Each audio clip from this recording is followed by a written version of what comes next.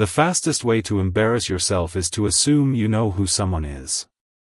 At exactly 10:02 on a Tuesday morning, the lobby of First Horizon Private Banking looked exactly the way it always did. Marble floors reflected the light from enormous glass windows. Men in tailored suits moved between offices carrying leather portfolios. Wealth advisors greeted clients by name. The atmosphere projected confidence, success, and money. Nobody paid attention when Ethan Carter walked through the front doors. Why would they? He wore faded jeans, a gray work shirt, and worn work boots. His pickup truck, parked outside near the far end of the lot, looked older than some of the junior employees working inside. Beside him walked his 12-year-old daughter, Lily, carrying a small backpack covered with science club pins. She looked around with quiet curiosity while Ethan approached the reception desk. The young receptionist smiled politely. "Good morning. How may I help you?" Ethan returned the smile. "I need assistance with a transfer." "Certainly. What type of transfer?" Ethan slid a folder across the counter. $8 million. The receptionist blinked. For a second, she assumed she had misheard him. "I am sorry. 8 million. Ethan's voice remained calm. Lily stood beside him, completely unsurprised. The receptionist glanced down at the paperwork. Then back at Ethan. Something about the contrast seemed difficult for her to process. The clothes. The truck outside. The quiet little girl. None of it matched the number she had just heard. She forced a professional smile. "One moment, please." Several minutes later, Ethan and Lily were escorted to a private waiting area. Nearby clients occasionally glanced in their direction before returning to their conversations. Ethan appeared perfectly comfortable. Lily opened a book from her backpack and began reading. 10 minutes passed. Then 15. Finally, the branch manager appeared. Laura Bennett carried herself with the confidence of someone who had spent years managing high-net-worth clients. Her suit probably cost more than Ethan's truck payment for several months combined. She offered a practiced smile as she approached. "Mr. Carter?" Ethan stood and shook her hand. "Good morning." Laura sat across from him and opened the transfer request. Her smile faded slightly as she reviewed the numbers. "This transfer request is for $8 million? "That is correct." Laura looked at him carefully. "And these funds belong to you?" Ethan nodded. "Yes." For the first time, a hint of amusement appeared on Laura's face. Not enough to seem openly rude. Just enough to reveal what she was thinking. She glanced toward the folder again. "That is certainly a significant amount." Ethan simply waited. Laura leaned back. "Mr. Carter, large transfers require extensive verification." "I understand. There are procedures." "Of course." His calmness seemed to frustrate her more than any argument would have. Most people became nervous when discussing money at that level. Ethan behaved like he was ordering lunch. Laura closed the folder. "I will need to verify everything before we proceed." "Take your time." Lily looked up from her book. "Dad?" Ethan smiled. "Yes? Will we still make it to my science presentation this afternoon?" Ethan glanced at his watch. "We should." Laura noticed the exchange and almost smiled again. $8 million. A man dressed like a mechanic. A little girl worried about a school presentation. The entire situation felt ridiculous. What she did not know was that somewhere inside the bank system, the moment she entered Ethan Carter's account number, a notification had already begun moving toward people far above her level. Laura Bennett spent the next 10 minutes reviewing the transfer documents while Ethan Carter sat quietly across from her. Most clients filled silence with explanations. They talked about business deals, property purchases, or investment strategies. Ethan did none of those things. He simply waited. That made Laura increasingly uncomfortable. She glanced at the paperwork again. $8 million. The number looked just as unrealistic now as it had 10 minutes earlier. Finally she placed the folder on the desk. Mr. Carter, where exactly did these funds originate? Ethan answered calmly. Several investment holdings. Laura nodded. Slowly. Do you have documentation? Ethan pointed toward the folder already sitting in front of her. Everything should be there. Laura opened it again. The documents appeared complete. Professionally prepared. Properly organized. Yet something continued bothering her. She could not reconcile the image in front of her with the transaction being requested. Through the glass wall of her office, she noticed several employees glancing toward the room. News traveled quickly inside a bank. Especially unusual news. One employee walked past carrying files and slowed just enough to take a second look. Laura noticed. So did Ethan. Neither mentioned it. A few minutes later, Laura entered information into the bank's internal system. She expected an error message. She expected missing records. She expected something that would explain the situation. Instead, the screen loaded without issue. Her expression changed slightly. Ethan noticed but said nothing. Laura continued typing. Another screen appeared. Then another. The system was accepting every entry. That should have reassured her. Somehow it did not. She leaned forward and examined the monitor more carefully. Several small indicators appeared beside the account information. Most employees never encountered those indicators. Laura had seen them before, but only a handful of times during her career. Her eyes narrowed. She clicked deeper into the account profile. Then she stopped. For a brief moment, uncertainty crossed her face. Ethan remained perfectly still. Across the office, Lily continued reading her book. Completely unaware of the tension slowly building around her father. Laura closed the screen and forced a professional smile. There may be additional verification requirements. Ethan nodded. That is fine. Large transactions require patience. I have time. Laura stood and collected the folder. Please continue waiting in the lounge. Ethan thanked her and walked back to the waiting area with Lily. Several nearby customers glanced up as they passed. One elderly businessman looked at Ethan's work boots and then toward the private office. His expression suggested curiosity. Back inside her office, Laura immediately contacted the operations department. A few minutes later she was speaking with a regional support specialist. I need account verification. The specialist pulled up the information. Which account? Laura provided the number. Silence followed. Not long. Just long enough to feel unusual. Is there a problem? Laura asked. No. The specialist sounded careful now. Everything appears active. Active? Very active. Laura frowned. Can you elaborate? Another pause. I think someone from executive services may need to assist. Laura leaned back. For an $8 million transfer? For the account. The answer irritated her. What exactly does that mean? I cannot discuss account classifications from my level. The line went quiet again. Laura stared at the phone after the call ended. For the first time all morning, confidence began slipping away. Something about this situation was different. Outside her office, Ethan sat beside Lily near a large window overlooking the city. Lily closed her book and looked up at him. Dad? Yes? Everybody keeps staring at us. Ethan smiled faintly. Sometimes people get curious. Lily thought about that for a moment. Then she nodded and returned to reading.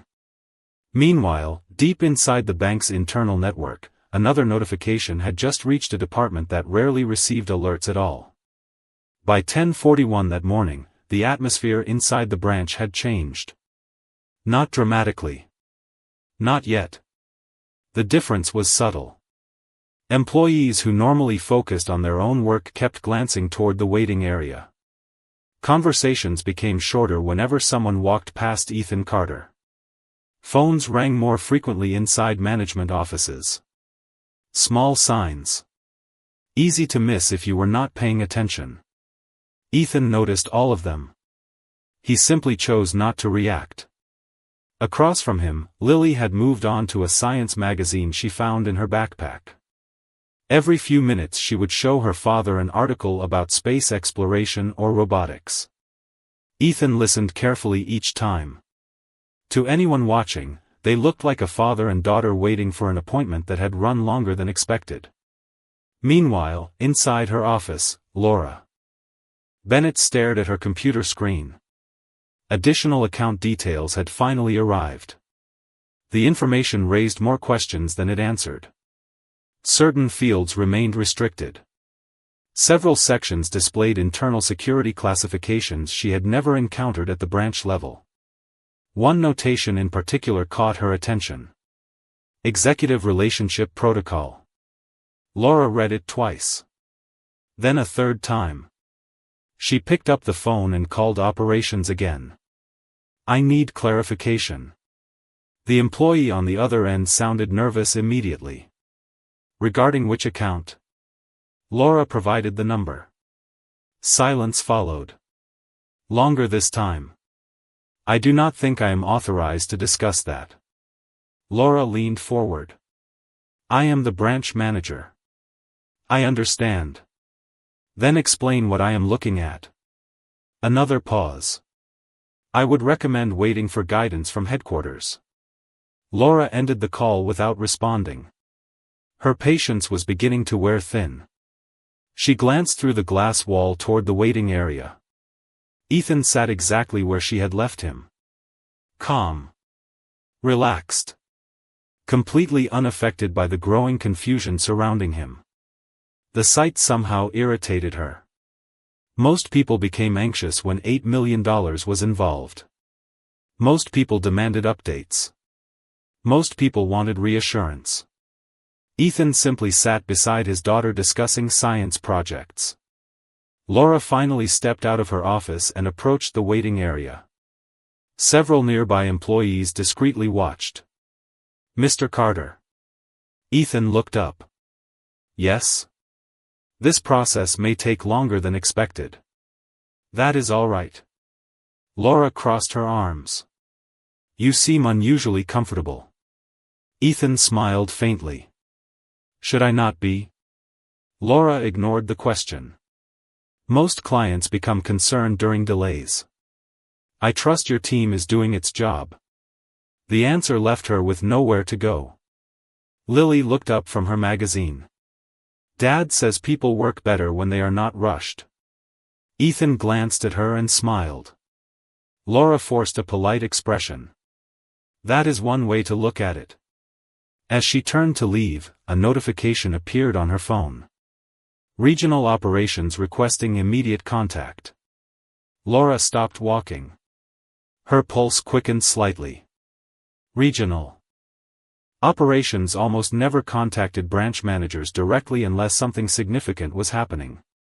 She stepped back into her office and answered immediately. A senior executive appeared on the screen. His expression was serious. "Laura, where is Mr. Carter?" She frowned. "In the waiting area." "Has the transfer been completed?" "Not yet." The executive closed his eyes briefly. Not frustration. More like concern. "Do not process anything further without authorization." Laura blinked. Authorization from whom? The executive hesitated. Headquarters. For the first time all morning, genuine uncertainty entered her voice. "Why?" The executive looked as though he wanted to say more but decided against it. Because people much higher than both of us are now involved. The call ended moments later. Laura sat motionless for several seconds. Outside her office, the branch continued operating normally. Customers deposited checks. Advisors held meetings. Employees answered phones. Yet somewhere beyond the branch, beyond regional management, beyond the layers she understood, something had begun moving.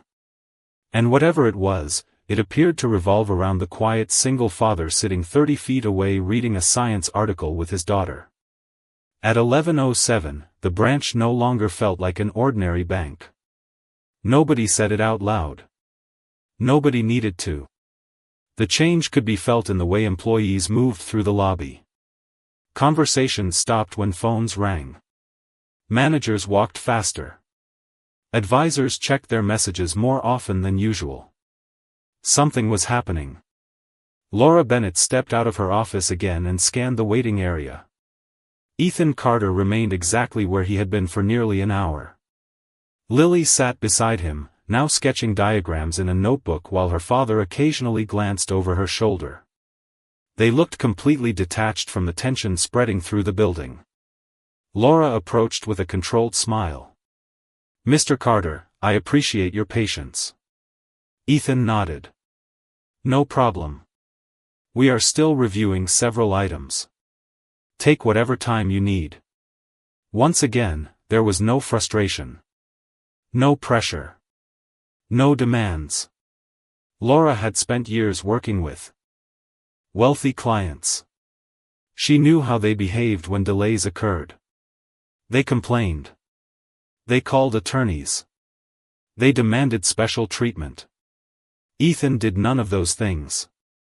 That bothered her more than she wanted to admit.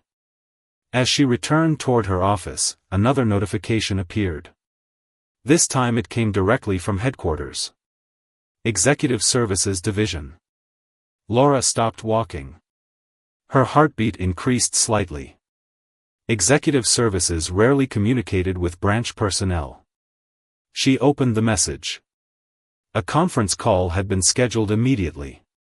Attendance required. Laura entered her office and joined the call. 3 faces appeared on the screen.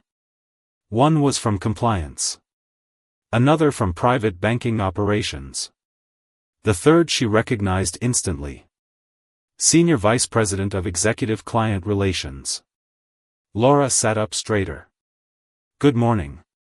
Nobody returned the greeting. The Vice President spoke first. "Status of Mr. Carter's transfer?"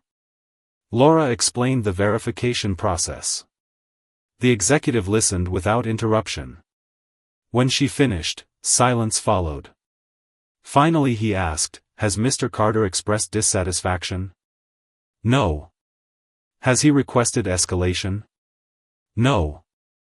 "Has he raised his voice?" Laura blinked. "No." The executive exchanged a glance with someone off-screen. "Good." Laura frowned. "May I ask what is happening?" The vice president studied her for a moment. "You may ask." "Then I am asking." Another brief silence. "Certain clients receive specialized handling." Laura nodded. "I understand that." "No," the executive replied carefully. "I do not think you do." The line went quiet. Laura suddenly felt very small. Not because anyone had insulted her. Because she realized she was missing a piece of information everyone else seemed to understand. "Who exactly is Ethan Carter?" she asked. Nobody answered directly. Instead, the vice president said something even stranger. "How much longer until his daughter's presentation?" Laura looked confused. "What?" "His daughter's science presentation. I believe it starts around 1 o'clock." The executive nodded immediately. "Then we are operating on a deadline." Laura stared at the screen. $8 million had somehow become less important than a middle school science event. Nothing about the situation made sense anymore. The call ended moments later. Outside her office, employees continued working while quietly watching the waiting area. A rumor had begun spreading. Nobody knew the details. Everyone knew something unusual was unfolding. Near the large window overlooking downtown Phoenix, Lily closed her notebook and smiled at her father. "Do you think we will make it?" Ethan checked the time. Then he looked toward the busy offices surrounding them. A faint smile appeared on his face. "I think somebody is trying very hard to make sure we do." Neither of them noticed the young employee standing nearby who had just received instructions from headquarters to prepare the branch conference room for a call from someone far more important than anyone expected. At 11:24, a conference room on the second floor was being prepared for a guest nobody at the branch had expected to see. Fresh water was placed on the table. Screens were tested twice. Senior staff members moved through the room with unusual urgency. Nobody explained why. Meanwhile, in the waiting area, Ethan Carter remained seated beside Lily. She had finished her science magazine and was now reviewing note cards for her presentation. Every few minutes she practiced quietly. Ethan listened carefully to each explanation. "You are getting better every time," he said. Lily smiled. "You always say that." "Because it keeps being true." The simple exchange stood in sharp contrast to everything happening around them. Branch employees continued watching from a distance. One young banker approached another and whispered, "Do you know who he is?" The other shook his head. "No. But headquarters has called 3 times." Across the lobby, Laura Bennett was beginning to feel the weight of every decision she had made that morning. The situation had moved beyond her control. That alone was unusual. What troubled her more was the growing realization that she might have misjudged Ethan from the moment he walked through the door. She entered her office and reviewed the account profile again. Restricted fields still blocked access. Executive markers remained visible. One notation had recently been updated. Priority engagement active. Laura had never seen that designation before. Before she could think further, her phone rang. The caller identification displayed Headquarters Executive Services. She answered immediately. "Laura speaking." A calm voice responded. "The video conference will begin in approximately 15 minutes. Who will be joining?" Laura asked. "The Chief Executive Officer." Laura sat perfectly still. For several seconds she forgot to speak. The Chief Executive Officer of a national banking institution did not join branch-level transfer reviews. That simply did not happen. "For this client?" she finally asked. "For Mr. Carter." The line disconnected. Laura slowly lowered the phone. Outside her office, the branch appeared normal to customers. Employees knew better. Something extraordinary was unfolding beneath the surface. A few minutes later, Laura approached Ethan again. This time her confidence felt different. Less certain. More cautious. "Mr. Carter, we would like to move you to a private conference room." Ethan looked up. "Why?" Laura hesitated. "Someone from headquarters would like to speak with you." Ethan nodded once. "All right." There was no surprise in his voice. No curiosity. As though the request was entirely expected. Laura noticed that immediately. Lily gathered her backpack and stood beside her father. Together they followed Laura upstairs. Several employees watched them pass. Conversations stopped. Phones paused in midair. Nobody understood what was happening, but everyone sensed they were witnessing something important. Inside the conference room, Ethan took a seat near the center of the table. Lily sat beside him. Through the glass wall, downtown Phoenix stretched across the horizon under the bright afternoon sun. Laura remained standing near the screen. Her pulse quickened as the minutes passed. Then, at exactly 11:41, the display activated. A corporate logo appeared. Several senior executives joined the call. Laura recognized every face immediately. People she had only seen during annual leadership broadcasts. Her throat tightened. Then one final participant entered the meeting. The room became completely silent. Even the executives on screen straightened in their chairs. And for the first time all day, Laura realized the next few minutes were about to change everything she thought she knew about the quiet single father sitting across the table.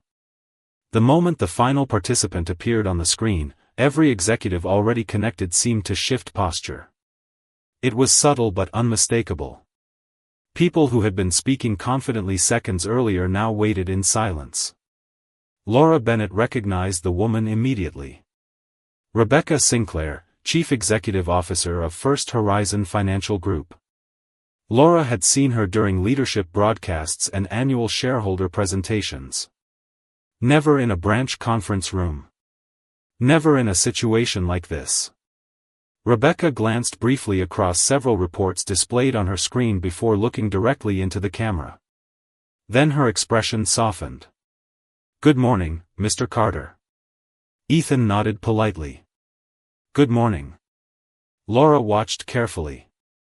The exchange felt strangely familiar, as though two people were continuing a conversation that had begun long ago. Rebecca smiled. "I apologize for the delay." Ethan shrugged slightly. "These things happen." The answer surprised several executives. Nobody spoke to the chief executive officer that casually. Yet Rebecca appeared completely comfortable. More than comfortable. Respectful. Lily looked between the screen and her father. "Dad, is she the person they were waiting for?" A few executives smiled.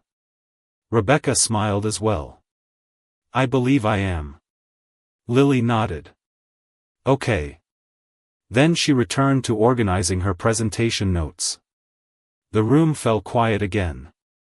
Rebecca looked back toward Ethan. "I understand you have an event this afternoon." Ethan glanced toward Lily. "She has a science presentation. And I understand it is important." "It is." Rebecca nodded immediately. "Then we will not keep you longer than necessary." Laura felt increasingly confused. The conversation was moving in directions she could not understand. $8 million had become almost secondary. The focus seemed centered entirely on Ethan and his daughter. Rebecca turned briefly toward another executive off-screen. "Has the transfer been cleared?" "Yes." "Any concerns?" "None." "Documentation?" "Verified." Rebecca nodded once. Then she returned her attention to Ethan. "Everything is ready whenever you wish to proceed." Ethan looked at the screen for several seconds. "Thank you." No celebration. No excitement. No visible reaction at all. As though this outcome had never been in doubt. Laura finally gathered enough courage to speak. "Excuse me." Every face turned toward her. "May I ask a question?" Rebecca gave a small nod. Laura hesitated. "Why is headquarters personally involved in this transfer?" Silence filled the conference room. For a moment Laura wondered if she had crossed a line. Then Rebecca answered. "Because some relationships matter beyond account balances." The answer only deepened the mystery. Laura frowned slightly. Rebecca noticed. "Mr. Carter has worked with our institution for many years." Ethan said nothing. Rebecca continued. "He has also helped create opportunities that benefited thousands of families through investments, partnerships, and programs most people never hear about." Laura stared at Ethan. The quiet man in worn work boots looked exactly the same as he had that morning. Yet somehow nothing looked the same anymore. Rebecca glanced at Lily. "And I hear your project is about renewable energy." Lily smiled proudly. "Yes. Then I hope it goes well." "Thank you." Rebecca returned her attention to Ethan. Her expression became sincere. "It is always a pleasure speaking with you." Several executives lowered their eyes respectfully. Laura noticed every reaction. Every detail. Every signal she had missed all morning. And for the first time since Ethan walked through the front doors, she began to realize that the most important thing in the room was not the $8 million. It was the man everyone had assumed was ordinary. The conference call ended a few minutes later, but nobody in the room moved immediately. The silence lingered. Not because anyone was confused anymore. Quite the opposite. For the first time all day, pieces were beginning to fit together. Ethan Carter simply gathered the documents on the table and placed them neatly back into his folder. Lily organized her note cards. To them, the meeting seemed finished. To everyone else, it felt like the beginning of an entirely different story. Laura Bennett watched Ethan carefully. She replayed every interaction from that morning. The questions. The assumptions. The faint amusement she had allowed herself to show. None of it felt good now. Ethan stood. "If everything is complete, we should probably get going." One of the executives still connected to the call immediately responded. "Of course." Another executive added, "The transfer has already been approved and processed." Ethan nodded. "Thank you." No celebration. No dramatic reaction. Just gratitude. The simplicity of it somehow made a stronger impression than any display of wealth could have. As Ethan and Lily prepared to leave the conference room, Rebecca Sinclair spoke one final time. "Mr. Carter." Ethan looked toward the screen. "Yes?" The chief executive officer smiled.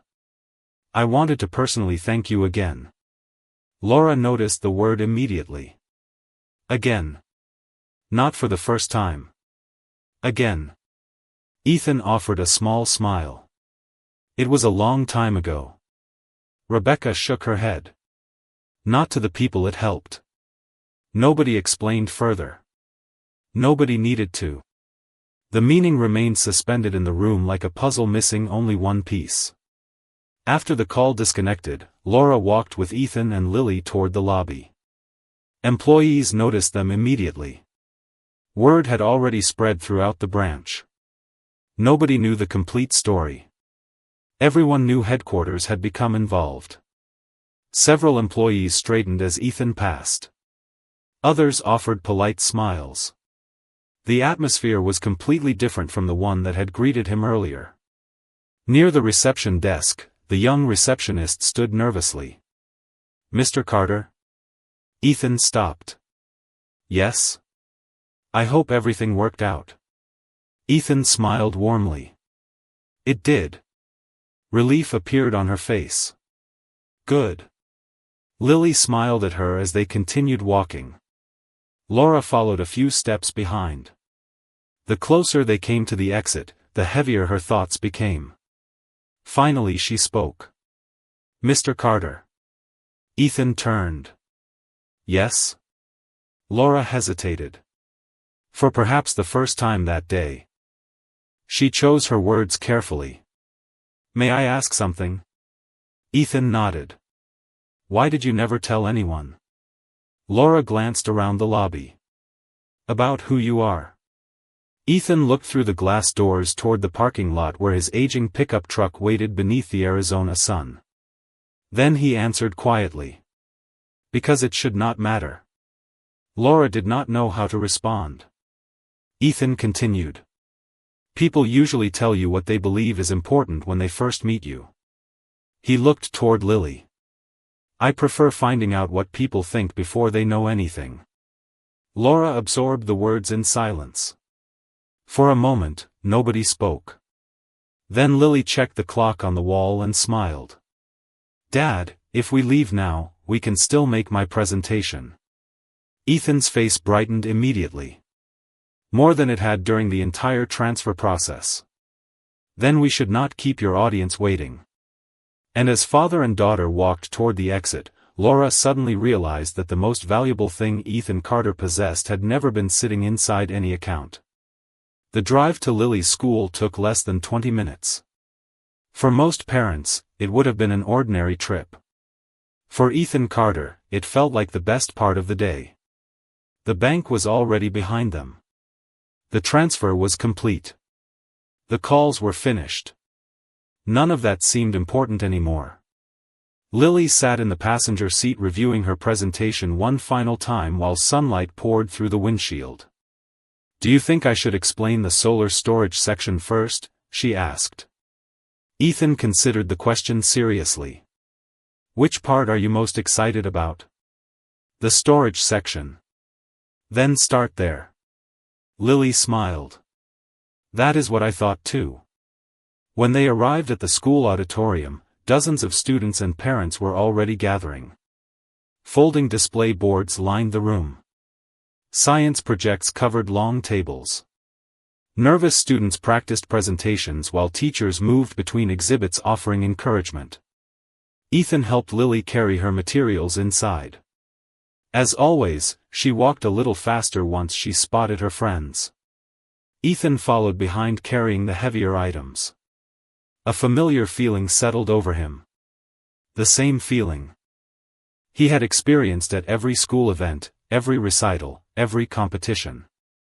Pride. Not because Lily was perfect. Because she worked hard. That mattered more. While Lily prepared her display, Ethan stepped back and watched. Nearby parents discussed work, sports, and weekend plans.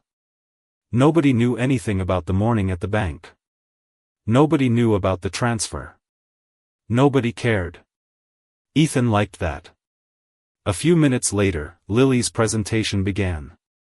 She stood confidently before a panel of judges and explained her project. Her voice remained steady. Her diagrams were clear. Her enthusiasm was impossible to miss. Ethan listened quietly from the back of the room. The same calm expression he had carried through the entire day remained on his face. Yet anyone who knew him well would have seen the difference. This mattered more.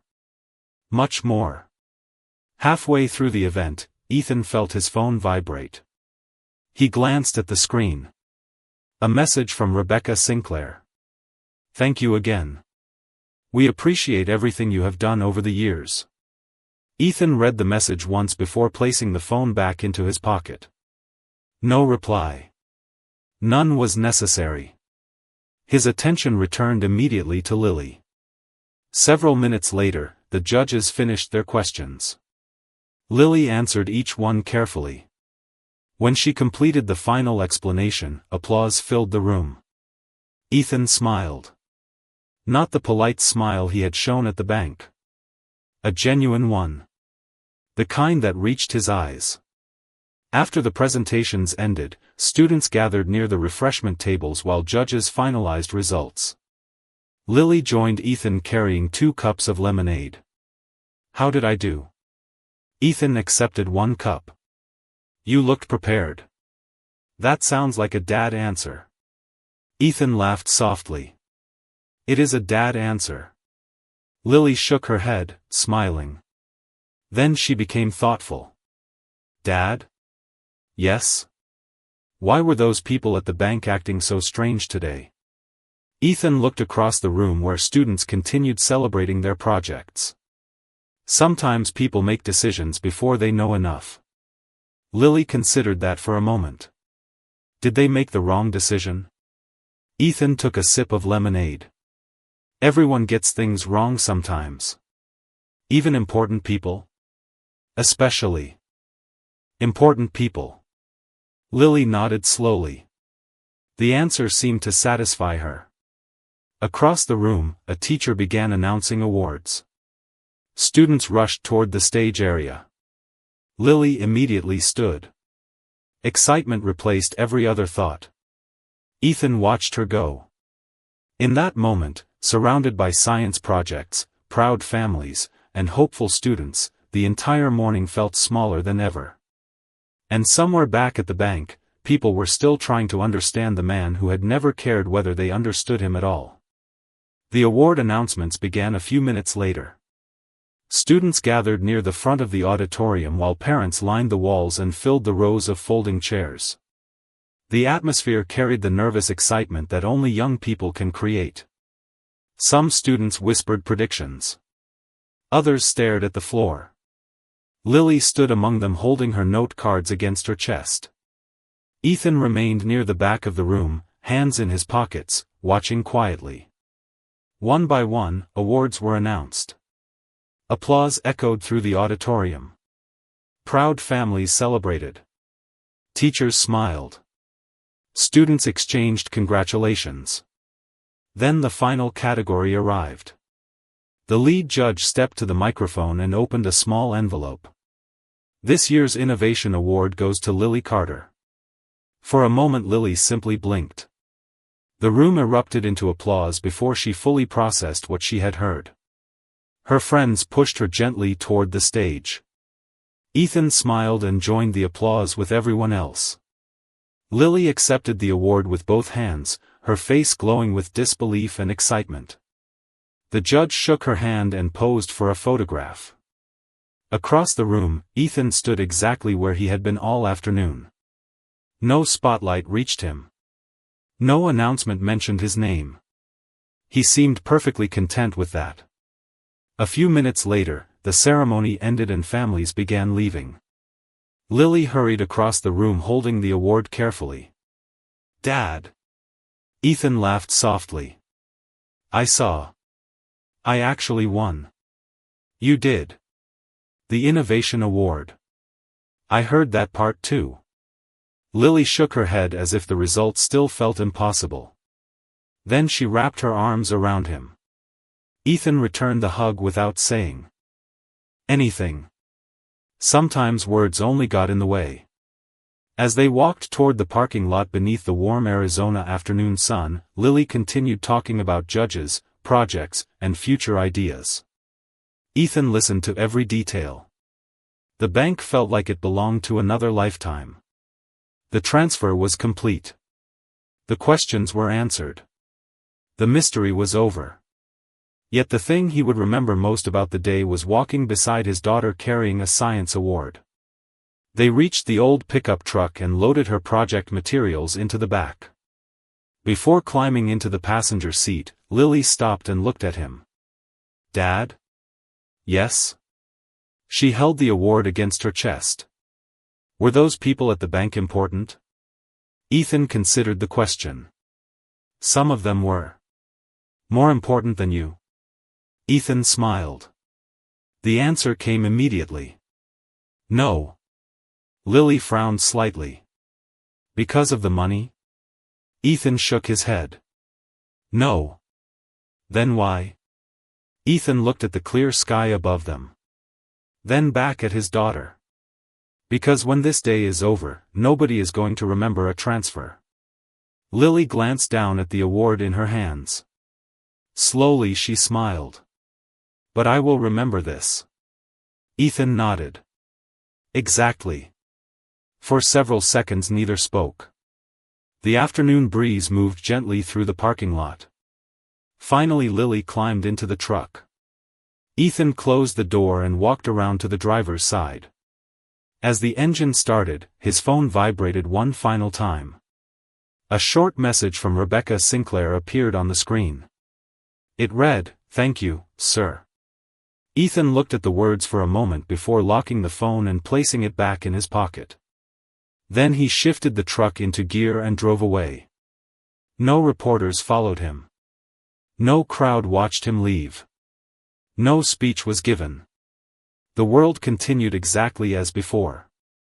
But somewhere behind them, people who had judged a man by his clothes, his truck, and his silence had learned a lesson they would not soon forget. And beside him sat the one person whose opinion had mattered all along.